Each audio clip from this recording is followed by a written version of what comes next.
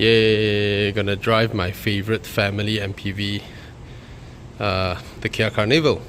So I don't think I need to go through the exterior because I have done quite a number of videos about its exterior, and I think it's a beautiful car. I'm gonna drive it again. I've driven it many times. This is like the high spec variant, you know, with the individual second row seats, the sunroofs, double sunroofs, and the digital panels and all that. Yep. But I reckon the other variant is the one that we should buy.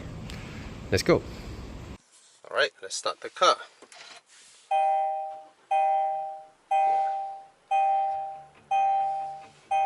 Switch it off. Okay, if you don't look at the speedo counter and see 4,500 RPM as the red line, you may have a hard time guessing that it is actually a diesel, because it is pretty refined. That's my colleague, Nicholas. House behind? Boss seat. Comfortable. Okay. Like it. Okay. Seatbelt, let's go. Alright. Gonna hook you guys up again to my right window. Let's do a POV test drive again, so that, because all these cars have featured the exterior, interior extensively. Alright, just a quick run through. 2 screens, aircon seats. This is a godsend for Malaysian weather. Alright, and this is lovely, beautiful.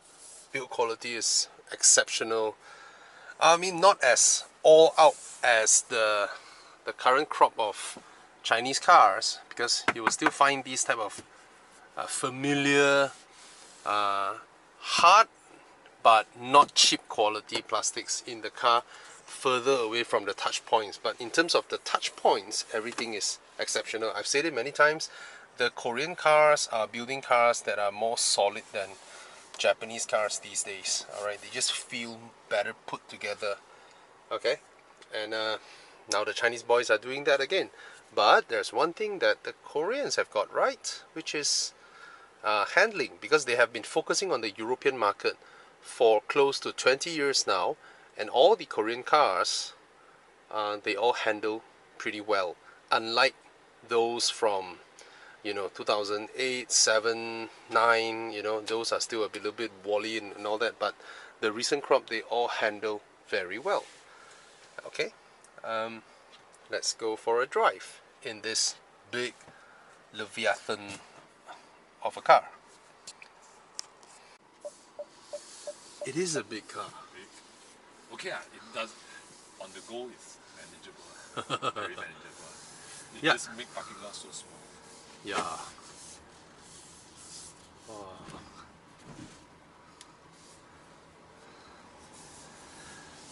So for those who are considering the Kia Carnival, hey, have I recorded? Okay, I did.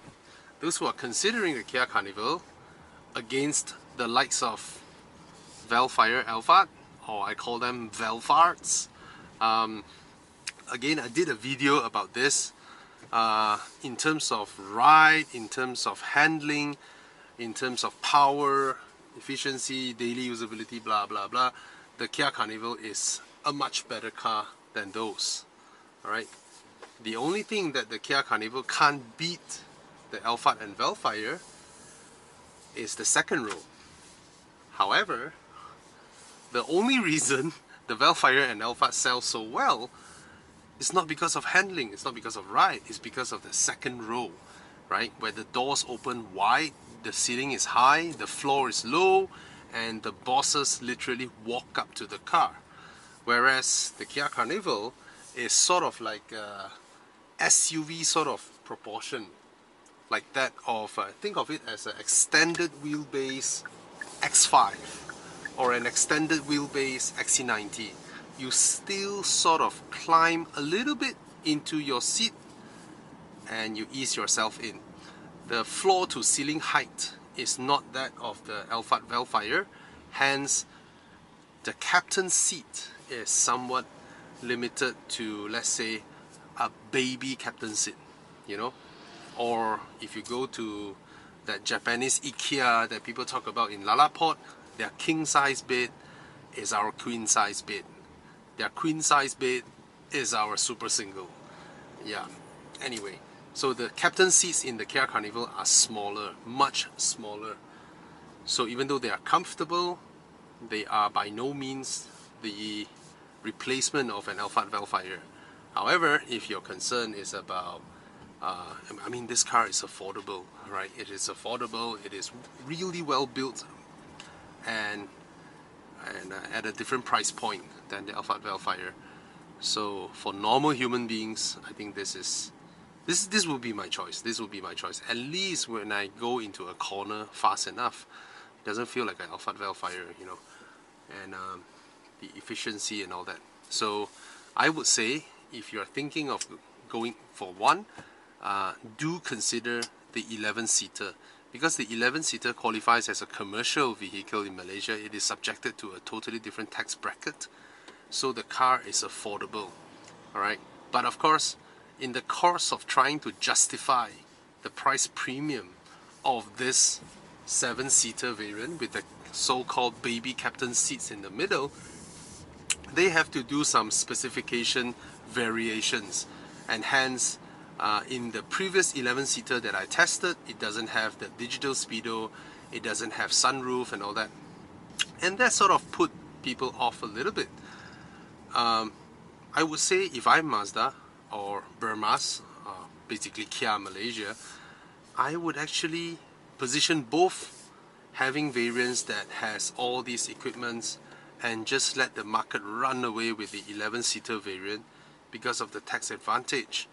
And for me, I would go for the 11-seater, since the bench seat is not that big of a difference to the captain seat anyway. But of course, the captain seat allows a walk-through passageway into the third row. So ingress and egress into the third row is much easier with the captain seats in the middle.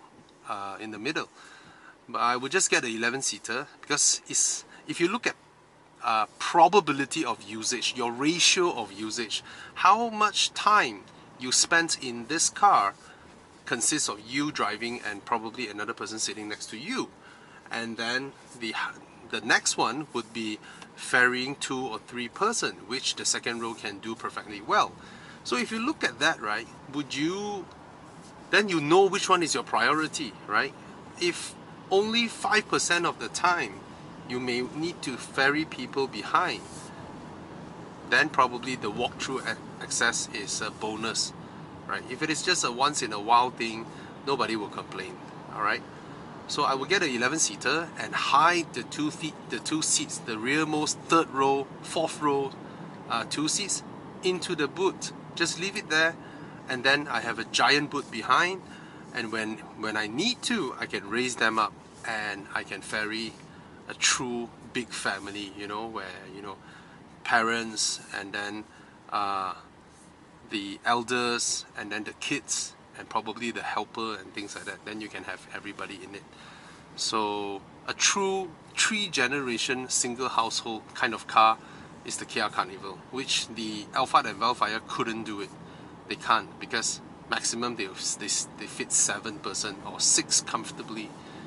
Alright, and if you drive the car, you will notice another thing, that the ride pliancy of the Kia Carnival is superb. Alright, earlier on when I brought the car back, my kids all begged me to buy this car. You know, they said it's so lovely. But for me, a reliable brand like Kia with fuel efficient, long duration, like basically a long-lasting diesel engine like this, and given that it is so well built, I will buy used. So yeah, it's a fantastic car. I've done high speeds with it, I've done low speed crawling, you know. Of course this one has the adaptive cruise control as well, and as we know, Kia does it pretty well, okay. This is also something that I noticed recently. The Chinese brands need to work on it, you know. There is a sensation, there's a feeling that the Chinese brands rush out their car models. Their whole development cycle is way shorter than the traditional car makers, and hence there's a lot of calibration stuff that, you know, they just rolled it out and then they're on to the next car, right? Because there is a report saying that the Chinese brands can churn out one all-new car model with new platform, everything, using only 25% the time of traditional European or Japanese car makers. Alright, that is how fast they can churn out cars. Crazy. It's a crazy competitive market over there in China. Luckily here is still okay. So yeah, what are your thoughts? Do you have any other options that you think poses a challenge to this? Now there are many 7-seater cars out there, but there are far and few between true 7-seaters. Alright, there are few. Of course, the MPVs are all true 7-seaters, but there are so many pseudo SUV-like cars that with a 5+2 and with the proposition of being an SUV. One thing I like about the Kia Carnival is that it doesn't look 100% like an MPV, you know, like a bread van. You know, a lot of, you know, male or guy father figure, you know, they are a little bit put off with the image of being behind an MPV, except the really luxury one, Alphard Vellfire, as there's no competition, right? But this guy here, the Kia Carnival, managed to balance a design that is sort of in between the really popular SUV form factor with that of an MPV. Now that is an exceptionally beautiful SUV, 7-seater SUV, the Mazda CX-9. Beautiful car, very well built, but in terms of space, there's no comparison. It cannot challenge the Kia Carnival. But that one looks properly like a luxury SUV, you know, and it appeals to people. So this guy here wants to give you the space of MPV and sort of blend the in-between of that design. So yeah, so I think the market will buy more if Kia Malaysia gave the 11-seater proper respect. Basically, take advantage of the tax bracket advantage and just lump the car up with specifications, you know, with the digital screens, with the moonroof and all that, and you will see the car fly off the shelf. Instead of now, there is a weird thing that if you buy the 260,000 one, I think so, which is this one, then you look at the 11-seater and both of them are like what, 90,000 ringgit or 70,000 ringgit apart. So you'll be thinking, oh, 70,000, I'm paying 70,000 for a sunroof and a digital screen and 2 seats less. Yes, there's the captain seat, but it's not the captain seat of Alphard. Then you sort of hesitate, you know, don't know this or that, this or that. And then if you go for the 11-seater, you don't get some of these luxury features. So it always puts consumers in a situation where they go back home and think, and that's where you lose your sales, right? They may go off and buy a used Alphard Vellfire. So I think for Kia Malaysia, if you really want to target the market and beat all the reconditioned Alphard Vellfires, because this car drives superior, better range, you know, better handling, better ride quality, better NVH.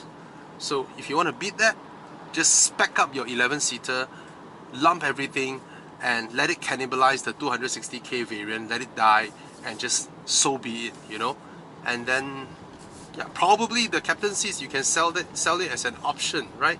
Your car enjoys the tax bracket of the 11-seater, and then they have an option to pay you, I don't know, 25,000, 30,000 to change the middle bench into the captain seats, and then you use the middle bench to put onto a wooden frame into a, I don't know, a home furniture of sorts or whatnot. But basically, there are ways to get around all this, alright? So, yeah. So, those who want to watch a very detailed review of these cars, I have it in my channel. I've done it previously. Go just search around my channel for Kia Carnival. They're largely the same. And here today is just that they hand me the car again. So I put in my thoughts after observing the industry and the market. Alright? And yeah, cheers. Okay, the one problem with this car is that, look at my rear is really close to the wall. Let me reverse a little bit so you can visually see what is what. Okay, wait. Oh, it automatically braked my car. I release, it won't creep now. That's a good thing. Okay. What do I do now? I go back neutral, I go back reverse. It should release that already. well, it doesn't. It just hold me there. It doesn't allow me to reverse anymore.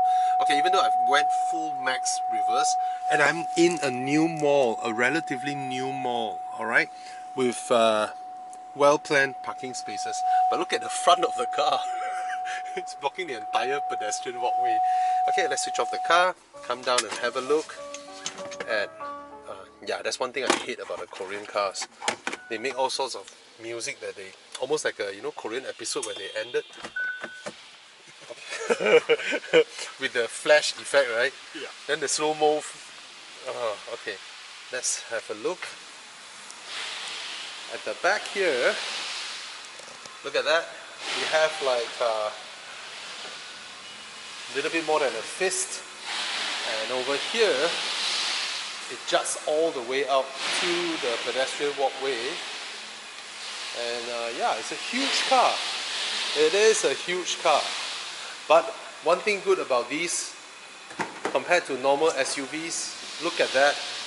You get a sliding door. I think every single family car should have doors that slide. You slide to the front and you slide this side. Then the world is a better place. No more door dings. Yeah. The key is inside. Okay, sorry. Where is the key? Okay, there we go. Yep. This has always been my favorite car, and time has never changed much of it. Still is my favorite car. Very, very nice.